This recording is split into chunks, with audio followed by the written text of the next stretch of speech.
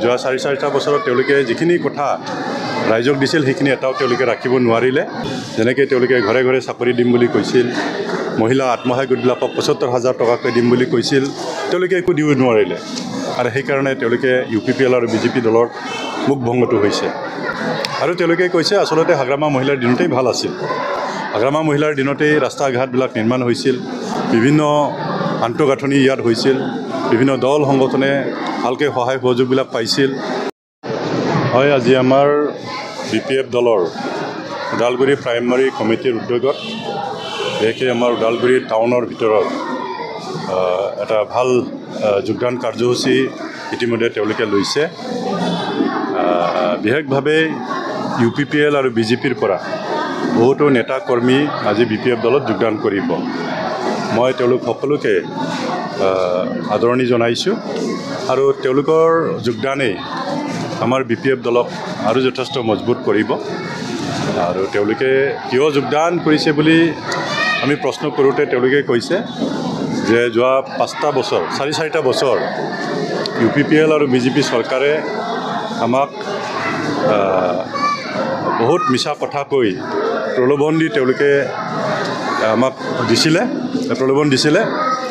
যোৱা 4-4টা বছৰত তেওঁলোকে যিখিনি কথা ৰাইজক দিছিল সেইখিনি এটাও তেওঁলোকে ৰাখিব নোৱাৰিলে, সকলোখিনি মিছা কথা। যেনেকৈ তেওঁলোকে ঘৰে ঘৰে চাকৰি দিম বুলি কৈছিল, মহিলা আত্মসহায়ক গোটবিলাকক ৭৫,০০০ টকাকৈ দিম বুলি কৈছিল, তেওঁলোকে একো দিব নোৱাৰিলে।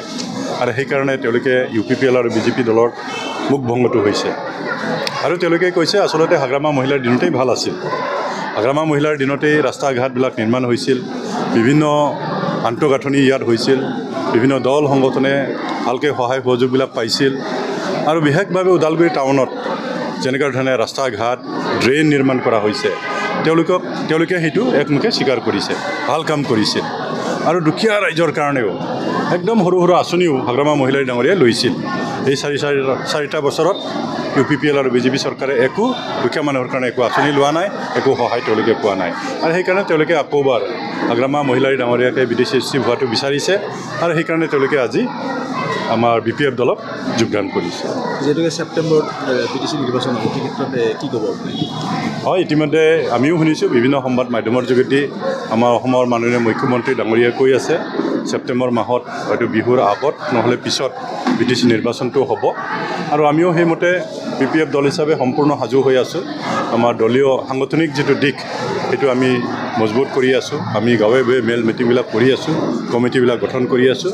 আৰু নিশ্চিতভাৱে এইবাৰ আমি BPF দল হিচাপে আমি চৰকাৰ কৰিব পৰাটো একদম খাটাং।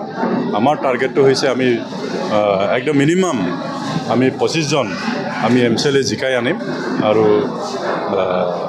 আমি অকলেই চৰকাৰ গঠন কৰিবৰ কাৰণে আমি সক্ষম হ'ম। প্ৰমোদ বৰুৱাই কৈছিলে ছাৰ, হাগ্ৰামা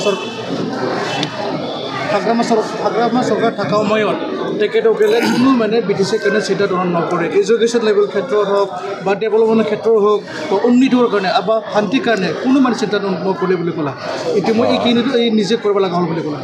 এইটোতো ৰাইজে ক'ব, মই কোৱাটো বেছি প্ৰয়োজন নাই। কাৰণ আমি সকলোৱে জানো যে BTC চুক্তি 2003 চনৰ 10 ফেব্ৰুৱাৰী তাৰিখে চুক্তি হৈছিলে। সেই চুক্তিৰ সময়ত BTCৰ অৱস্থাটো কেনেকুৱা আছিলে? না ইয়াত এটা ৰাস্তা আছিল, না এটা দলং আছিল। পৰিস্থিতি ইমানেই বেয়া আছিলে, অগ্নিগৰ্ভা। সেই সময়ত আমি BTC অঞ্চলৰ বিভিন্ন জাতি জনগোষ্ঠী আছে, সেই জাতি জনগোষ্ঠীৰ মাজত সমন্বয়টো নাছিল। কিন্তু আমাৰ হাগ্ৰামা মহিলাই ডাঙৰীয়াৰ নেতৃত্ব লোৱাৰ পিছত আজি BTCত চাওক, চাৰিওফালে ৰাস্তা হৈছে, দলং হৈছে, বিভিন্ন আন্তঃগাঁথনি হৈছে। আৰু আমাৰ বিভিন্ন জাতি জনগোষ্ঠীৰ মাজত কিমান সুন্দৰ সমন্বয়, এইটোতো সকলোৱে স্বীকাৰ কৰে। অকল এইটোৱেই নহয়, BTC চুক্তি মতে যিখিনি কেন্দ্ৰীয় চৰকাৰ আৰু ৰাজ্য চৰকাৰে যিখিনি আশ্বাস দিছিলে, যিখিনি অনুষ্ঠান প্ৰতিষ্ঠান দিয়াৰ কাৰণে সকলোখিনিতো হাগ্ৰামা মহিলাৰ ডাঙৰীয়া আনিছে। আজি BTCত ইউনিভাৰ্চিটি হৈছে, ইঞ্জিনিয়াৰিং কলেজ হৈছে, CIT হৈছে, মেডিকেল কলেজ হৈছে। সেইটোৱেইটো প্ৰমাণ হাগ্ৰামা কাম কৰিছে নে কৰা নাই, এইবিলাকেই প্ৰমাণ। আজি BTR চুক্তিমতে যিখিনি অনুষ্ঠান প্ৰতিষ্ঠান আহিব লাগিছিল, দফাত যিখিনি আছিল, এই 4-4টা বছৰত প্ৰমোদ বড়ো ডাঙৰীয়াতে একো কৰিব পৰা নাই। সেইটোতো ৰাইজে সকলোৱে দেখা পাইছে। তেওঁলোকে বহুত ডাঙৰ ডাঙৰ কথা কৈছিল। আমাৰ বিশেষকৈ ওদালগুৰিত ভৈৰৱকুণ্ডত এটা ট্ৰাইবেল ইউনিভাৰ্চিটি হ'ব বুলি তেওঁলোকে খুব ডাঙৰ কৈছিল, ঘোষণা কৰিছিল। আমাৰ ৰৌতাত এটা এগ্ৰিকালচাৰ অৰ্গেনিক ইউনিভাৰ্চিটি হ'ব বুলি কৈছিল।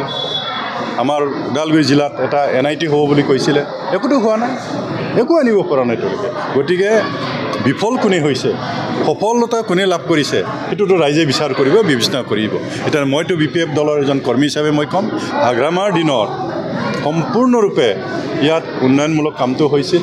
বিভিন্ন আন্তঃগাঁথনি আমি নিৰ্মাণ কৰিব পাৰিছোঁ, বিভিন্ন জাতি জনগোষ্ঠীৰ মাজত আমি সমন্বয়টো আনিব আমি পাৰিছিলোঁ। আজি UPPL নেতৃত্ব দিয়া প্ৰমোদ বড়ো ডাঙৰীয়া সম্পূৰ্ণ বিফল হৈছে এই ক্ষেত্ৰত।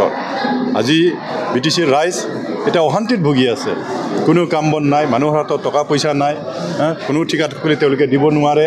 আজি চব আমাৰ বাহিৰৰ মানুহবিলাক ইয়াত ঠিকা কৰি আছে, বিজনেছ কৰি আছে, কিন্তু লোকেল মানুহ একদম বঞ্চিত হৈছে।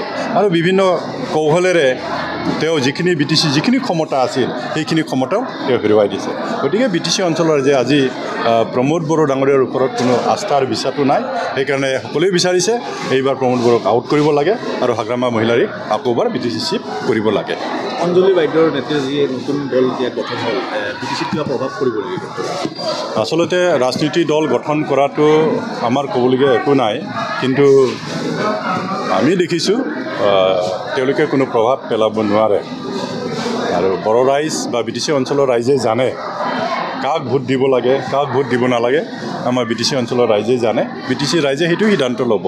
মই ভাবোঁ তেওঁলোকৰ দলে আমাৰ BPF দলক একো প্ৰভাৱ পেলাব নোৱাৰে। আৰু তেওঁলোকে মইতো নাভাবোঁ কোনোবা এটা সমষ্টি তেওঁলোকে জিকিব বুলি মইতো নাভাবোঁ। খালি তেওঁলোকে অলপ ভোটটো বিভাজন কৰিব, সেইটোৱে হ'ব। আৰু ৰাইজে ইতিমধ্যে সিদ্ধান্ত লৈছে কাক ভোট দিব লাগে, সেইটো ইতিমধ্যে সিদ্ধান্ত লৈছে। নিশ্চিতভাৱে আপুনি এইবাৰ নিৰ্বাচনত প্ৰতিদ্বন্দ্বিতা আগবঢ়াব? হয়, মই ভৈৰৱকুণ্ড সমষ্টিৰ পৰা মই নিৰ্বাচন খেলিম, আৰু সেইটো আমাৰ BPF দলৰ কেন্দ্ৰীয় কমিটিৰ সিদ্ধান্ত। কিছুমান ছিনিয়ৰ মানুহ, অভিজ্ঞতা থকা মানুহ BTCত আহিব লাগে, BTCত যাব লাগে, কাৰণ BTCত গোটেই উন্নয়নমূলক কামটো BTCৰ অন্তৰ্গত BTCৰ পৰাই হয়। সেইকাৰণে অলপ অভিজ্ঞতা থকা মানুহ গ'লে ভাল হয়, সেইটো আমাৰ দলৰ সিদ্ধান্ত। আৰু সেই অনুযায়ী মই নিজেও BTCত নিৰ্বাচন খেলিম, আৰু নিশ্চিতভাৱে মই ভৈৰৱকুণ্ড সমষ্টিৰ পৰা মই জিকি যাম।